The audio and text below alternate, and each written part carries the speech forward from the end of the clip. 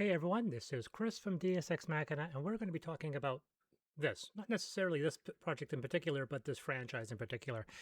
This is my second attempt recording this because I've had advancements in this topic that have been happening in real time. So, this company, Mana Project Studio, is developing a Ghost in the Shell tabletop game. When I first heard about this, I was a little confused, and that's because of this little post that happened in 2023 from Riverhorse Games that said they were developing a Ghost in the Shell game to be released in 2024. Now, it should be noted that when I found out about this, I immediately reached out to the publisher and the game's developer, Alessio Cavatore, super nice guy, and I told him about my own history. For those people who don't know my own history, this is my own history. So way back before I was a professional game publisher, I was doing a whole bunch of homebrew stuff. And this is my own old site, strainofdawn.com, which doesn't exist anymore. I've talked about this site at length in previous videos. It's named after a spaceport in the original printing of Star Frontiers. And I had all my homebrew games, my Alien Fusion, my Necropolis, and a bunch of other stuff that I've actually developed later as large-scale published games like Amethyst, Conestoga. You know, the Matrix one never ended up going forward, and then the Ghost in the Shell game, which we see here. This is a D20 modern, so it's 3.5 version of D&D, because 4th edition, 5th edition didn't exist. This is how old this is. This is 20 years old now, if not maybe a bit older. And you can still go on to the Wayback Machine and find these. And because it's a homebrew, I could tap every single source. So it taps the manga, the anime, the games, when I say anime, I mean both the films and the various iterations in the OVA format. So I try to encompass all of them, and I grabbed a lot of screen caps and scans. And yeah, I'm a big fan of Ghost in the Shell. I think it should be pretty obvious, almost to the point where this game file, this website, was referenced on the Wikipedia page for Ghost in the Shell. In fact, about half of my traffic for this page, and it wasn't a small amount of traffic, it was considerable amounts of traffic, how much this site was actually hitting back in the late 90s, early 2000s. About half my traffic to the Ghost in the Shell RPG came from Wikipedia, which is just nuts. Even though I had to make up a few things to bridge certain connections, so this should not be considered in any way a canonical version. For one, this merges the continuity at the time, 3 different properties. Now it's 4, which is what we're going to be talking about. So when we look back to this, the Ghost in the Shell, we'll notice something very interesting about this. It says, anime Ghost in the Shell, Arise. It's very specific to Arise. Now, this is something that people maybe not understand in North America, where IPs are generally owned by a conglomerate or a single entity, and it's not owned by different entities that own different portions of each piece. This has kind of happened in the case of Star Trek for a short time. The television rights were owned by one property and the film rights were owned by another. And that was something that happened for a short while compared to something like Star Wars or Marvel, which are wholly owned by one entity.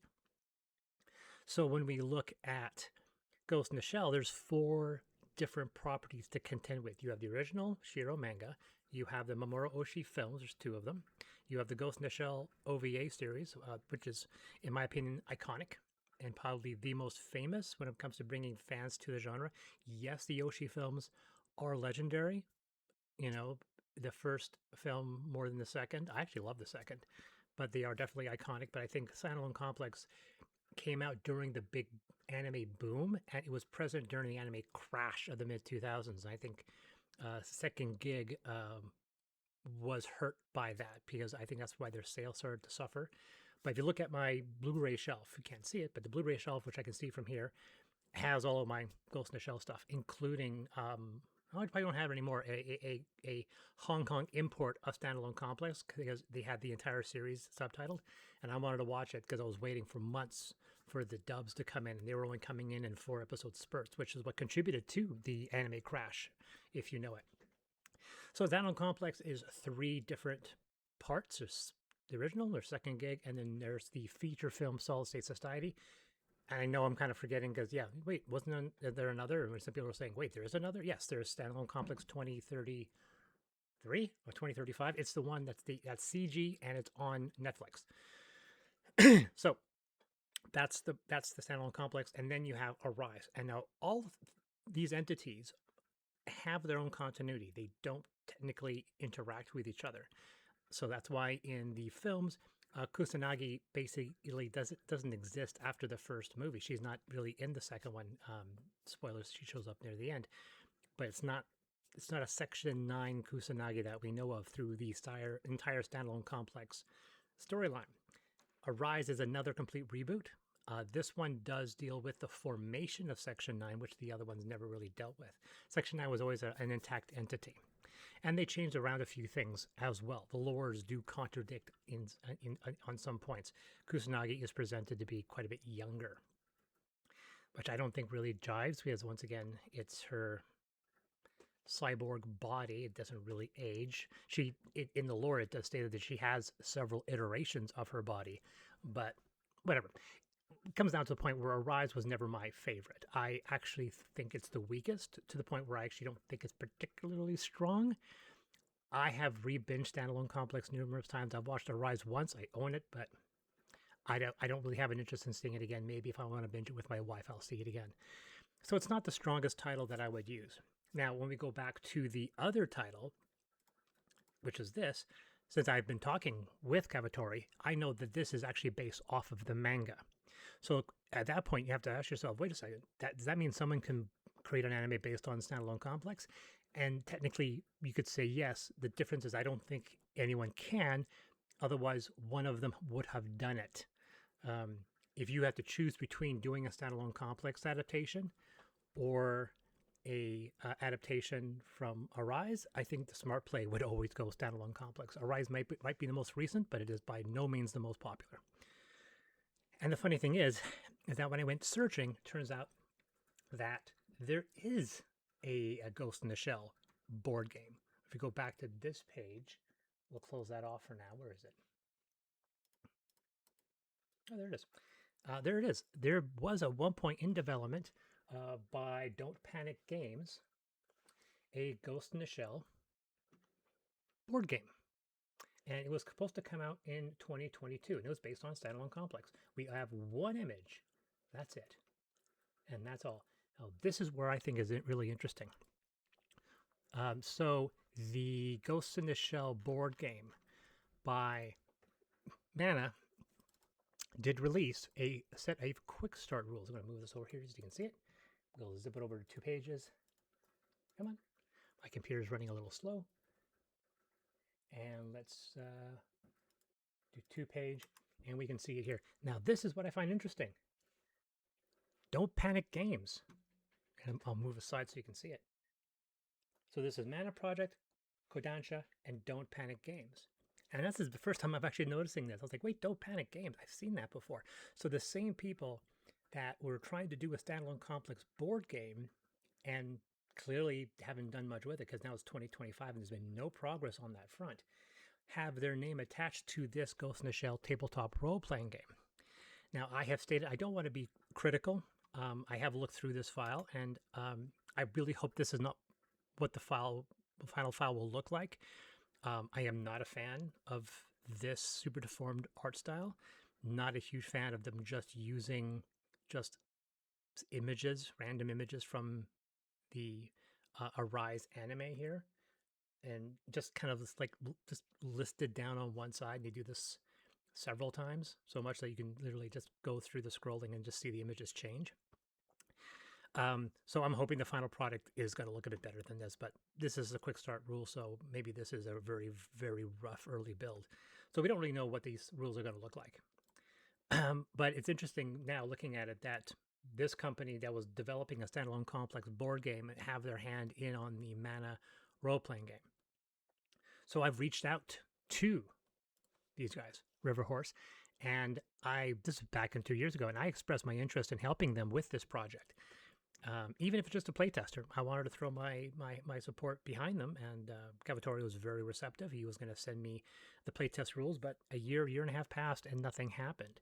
So when the announcement came for the full-on for this version that's going on Kickstarter in about a week and a half, 2 weeks from the publishing of this video. There's still no update.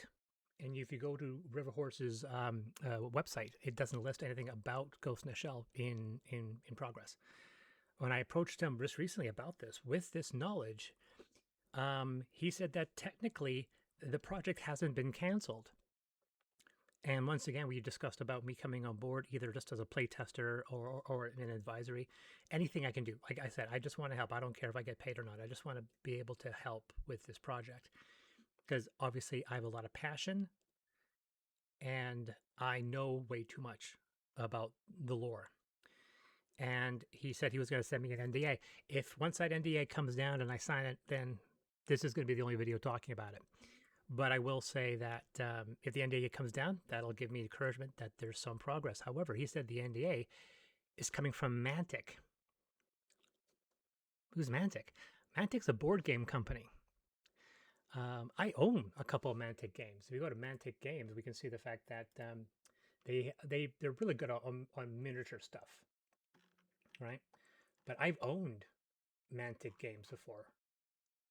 I'm trying to remember which games Mantic has done. If we go over to here, I mean, enter in Mantic Games. Of course, it's not going to show you that. But didn't they do Hellboy?